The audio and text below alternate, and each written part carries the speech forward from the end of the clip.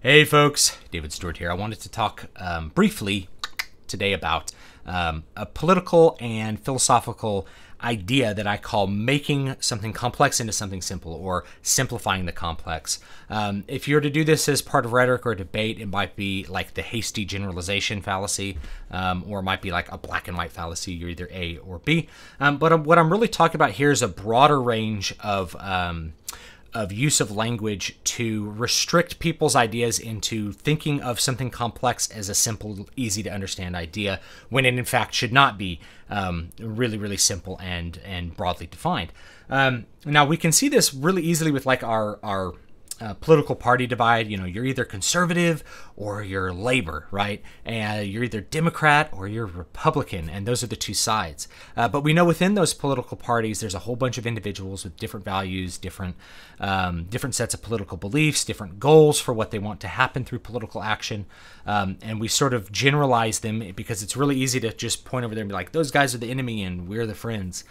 Makes political action happen a lot easier. So of course, those in politics are going to try to make complex things into something really simple so that they can have the political action that they want to have happen without having to do all the messy work of unpacking a very complex set of ideas and trying to really understand them before coming to a conclusion. You want to get stuff done, but the thing is, getting something done and having a legitimate reason to do it don't often happen quickly, right? It takes a lot of time to really unpack complex ideas. Part of this, I think, is not just the fact that politicians are wanting to create political action and get done what they want to do, and are going to use this sort of thing to control people's thoughts about it and to keep them sort of talking about the simple, easy to understand parts, or ignoring the complexity of the issue. But I think it's also an outgrowth of, and the reason this works is because I think we as humans tend to categorize things a lot. We tend to put everything we see and every person we meet into some kind of category, whether it's like, that person's tall and that person's short. We contrast things and compare them with each other all the time. If I tell you, think of a beetle, right? And you're like, bam, I'm thinking of a beetle. Now, beetle is an idea that contains a lot of different things, right? Beetle is a category of insects, and insects is a category of animals, and animals a category of life. If you think about zoological taxonomy, that goes all the way down from like the kingdom, animal kingdom, protist kingdom, all the way down into the subspecies. But if you think of just beetle, and the first one that came to your mind, maybe you thought of a ladybug, maybe you thought of like a big old scarab. They're both considered beetles, and they'd both be beetles because they both have certain traits in mind. Like they have a little outer shell that lifts up, they have some wings that pop out, they have 6 legs, they have eyes that are this way, you have all these sort of sets of traits that make a beetle. Now the problem with that is that even though it's like, you can never understand all the beetles that are in the category of beetle, if you wanted to stop people from like killing ladybird beetles, you might say no one's allowed to squash beetles anymore. And it's like, well, what about like this beetle that's bad? Can I squash it? Because the truth is, some beetles should be squashed and some shouldn't be squashed. So when we tend to overgeneralize, of course you're going to have lots of specifics that get lost, get sort of lost in the shuffle. And so in some cases, maybe you need to make a generalization. In other cases, you don't need to. But generally speaking, most really complex issues, if you oversimplify them, you're going to miss a lot of the points that needed to be gone through before you arrived at a conclusion. And you can think of this categorization if you've ever like raised a small child. I have a small child I'm raising. The first words you learn as a small child tend to be really, really generally used. And the first words you learn are the ones that have many applications, like go. Go is the first consistent word that my son used, and the other one I think was nana, which just meant I want to nurse, right? So those are the two things that really mattered to him as a kid. Is like, I want to be over there, I want something over there, and I want my mom, right? And from there we start to categorize things. Maybe a kid thinks of a ball, and maybe all round objects are balls. So he points at a light bulb and he says, ball. And you're like, actually, that's a light bulb. It gives off light. And then later he learns that's a light bulb. This is a soccer ball. This is a volleyball. You start to have lots of categories, lots of words that you learn, because the words are attached to a concept in your mind, and the concepts are separated out into categories of concepts. It's one of the ways that our minds work that is like profoundly interesting and makes human beings capable of doing all the incredible things that we do, and creating technology that lets me talk to you separated by time and place, which is very, very, very cool. But that can be used against you to make you think that a category is a more limited set of objects, or all the objects contain a particular aspect of that category that they may not. That would be like the composition division fallacy. If you're like, all people like this are that, and some of them are and some of them aren't. So if you said like all people from East Africa are tall, and it's like, oh, well, yeah, there's some really tall guys from East Africa, and then it's like, but then there's some short ones. So, we're forgetting the composition and the division of a particular group. A really, really good, really good example to talk about right now that's sort of hot in people's political minds is the trans issue with Donald Trump. And I actually made a video before he even was talking about that, I guess kind of fortuitous, about gender confirmation surgery and how that language was intended to shuffle you over the complexity of the idea of what is trans and what's the appropriate way for a trans person to act, or what should they do to themselves in order to be trans. It just sort of skips over that and says, well, the necessary and appropriate step is to have surgery. And I think that's a position that a lot of people, I don't know if it's like social justice warriors, I don't know what category of person has this particular thing, but I see it a lot in like leftist sort of magazines, is that the necessary and appropriate step if you're trans is to have surgery, which can be really complicated, messy, and not have good outcomes, or to have hormones and that sort of stuff.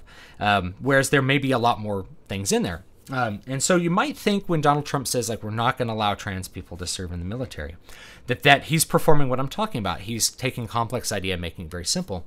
And so he is, but the other side's doing it just as much, because the entire category of trans includes a huge set of individuals that may or may not be able to serve in the military appropriate, or the military may not be an appropriate setting for them anyway. Because within that category of trans individuals, you have people who are seeking surgery, you have people that are seeking hormones. But what if you have somebody who doesn't want surgery or doesn't want to take hormones? Do they cease to be trans? Does their identity as trans go away because they don't want to take the opposite sex's hormones, or they don't want to have sex reassignment surgery?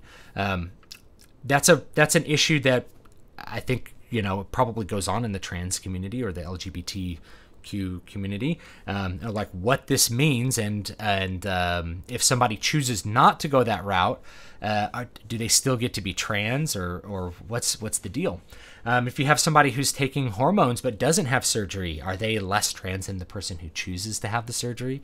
There's a lot of complex ideas in there. And before that, it's like, do we have enough steps before we start giving people drugs to determine whether that's something appropriate for them to do and they'll have good outcomes for them? Should we give them drugs and surgery at all? Do we need to look deeper at the idea of gender dysphoria? Do doctors need to reconsider standard treatment options? Should hormones and surgery be the necessary and appropriate steps for that, or should it be some other thing? Is it a medical issue, or is it a psychological issue? And so when you can think of all these complex ideas that encompass the word trans, like transgender or transsexual, you realize that it's really, really hard to say, well, trans people should be allowed to join the military. It's like, but if you have somebody who requires like to take hormones every single day or every couple of days in order to be themselves and to be trans, would that be a disqualifying medical condition under military regulations? It might be. That person probably shouldn't be in active duty military and shouldn't be deployed. You can't deploy to a place where there's no hormones and be okay if you run out of your medicine, right? The same reason like we don't deploy people who require different kinds of medication on a daily basis. There's a lot of things that disqualify people medically, and a lot of things that disqualify people psychologically to be in the military. So to paint with a broad brush and say like trans people should be allowed, it's like, well, some maybe and some maybe not, right? And so I just wanted to talk about that one because that's a really, really good issue there. There's a whole bunch of different individual perspectives within trans, and there's still a lot of debate, I think, within the community and outside of the community that may or may not go along with what is now like the standard prescription for how you ought to be trans and what you have to do in order to be trans. And so that I think is a really good example. Another really controversial topic that tends to be complex and made simple is actually abortion. So I'll give you this example. We have these two sides in America. We have the pro-life and the pro-choice, both of which are controls of language when you think about it. Pro-life, it's like, I am for life. That means that the opponents to you are anti-life, right? They're against life. They're misanthropic and evil. And then you have pro-choice, which means the other side is against choice, against freedom, right? So the choice of language there is really, really important and strong, and I think meaningful and effective. And it's there to control your mind, so be aware of that. Because the term missing from both of those stances is abortion. I'm anti-abortion and pro-abortion. Well, the truth is that even the people who are pro-choice aren't actually pro-abortion. They don't necessarily think that, unless you're like truly misanthropic, you don't think people should just be having abortions and abortions are a good thing. The difference between those two positions, pro-life and pro-choice, is the window in which you think it's appropriate to have an abortion, is under what circumstances you think an abortion is appropriate, or not even appropriate, is acceptable. Is permissible, is actually not beyond acceptable, just permissible. People who are pro-life think that there's a narrow range of things which should be permissible to abort a fetus. People who are pro-choice have a slightly wider set. Both of them, unless they're truly misanthropic, or they're there's some people who actually believe that this is okay. They're not going to say, well, it's okay if a woman's 8 months pregnant to kill a fetus. That's a stance that virtually nobody's really going to have. They're like, well, the baby can be born and survive. Shouldn't he be born and survive? Right? It's like, oh, well, I think it's okay to abort prior to when the fetus is viable. People start drawing little lines, and there's a lot of complexity there. There's a lot of little different viewpoints. So when someone says like, oh, I'm pro-life, it's like, well, what if a woman has to get one for a medical reason? It's like, well, of course that's permissible. Well, then why are we debating it? Well, it's because somebody told me that you think it's always wrong. It's like, well, that's an oversimplification of a complex issue. So thank you so much for watching, and hopefully those examples are a little bit enlightening. I certainly think about this stuff a lot. Give me your thoughts down below. By the way, I do have books out if you want to buy them. They're fiction. They're not philosophy books. Maybe Everyday Skeptic will come out at some point if I can get around to writing it and doing it all. Links will all be down below in the description. That's an easy way to help me out, is to pick them up. Prophet of the Godseed, my hard sci-fi book, will be available free for a little while, and so will my little fairy tale, which I really just put out to practice doing certain things with marketing. But both of those are down below. Check them out, and I appreciate it, and I'll see you guys next time.